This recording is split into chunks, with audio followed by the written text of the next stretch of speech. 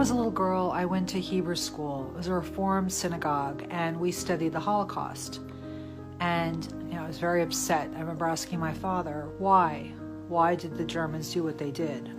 He said they were anti-Semitic, they hated Jews, and I accepted his answer and moved on with my life. But it never resonated with me because in a court of law, for example, there has to be a motive for a crime. If you kill someone, there has to be a motive. Why did they do it? There's always a reason. The fact of the matter is that the truth is hidden. If you want to know the truth, look up Benjamin Friedman 1961 speech. Explains the situation. It's very important to know because what happened in 1930s Germany is happening again now.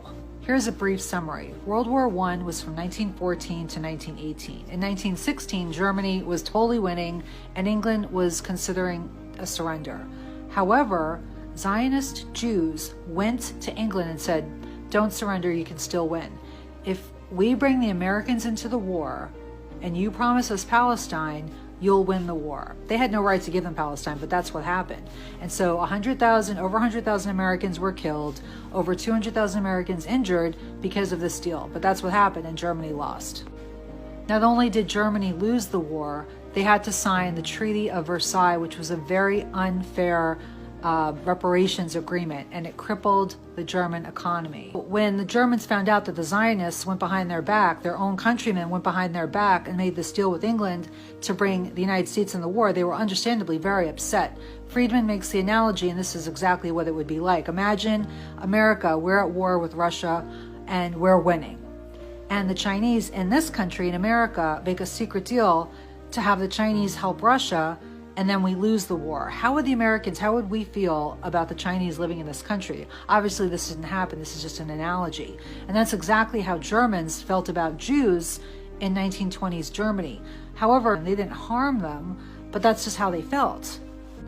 So after World War I, Germany was suffering terribly. So, of course, they're not going to be very welcoming of Jewish people there. Like, I think they got lost government jobs.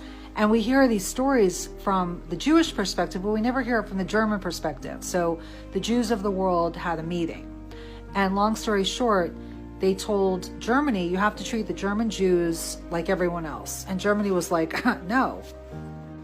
Again, think about how we as Americans would feel about Chinese here if they went behind our backs and helped an enemy to defeat us and destroy our economy.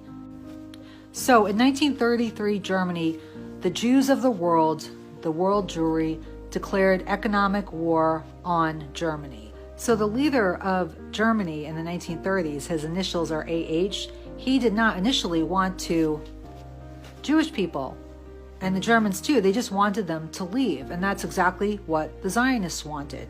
So they worked together, and there's even a coin symbolizing this called the Havari Agreement. And they helped German Jews and their belongings move to Palestine. But here's a question I did not understand even as a little girl.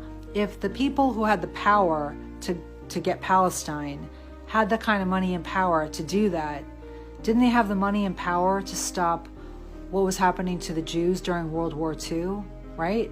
And it was because the Zionists were completely focused on establishing Israel. They didn't care about what was happening to the Jews in the concentration camps. So fast forward to 2023, and we are witnessing the horrific bombing of Gaza. And understandably, people are speaking out. They're protesting, they're posting on social media.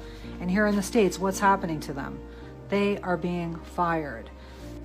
So in the exact same way, Zionists lit a fire in Germany to get the German Jews to go to Palestine, the Zionists are doing the same exact thing in the United States right now. Zionists do not care about the Jewish people.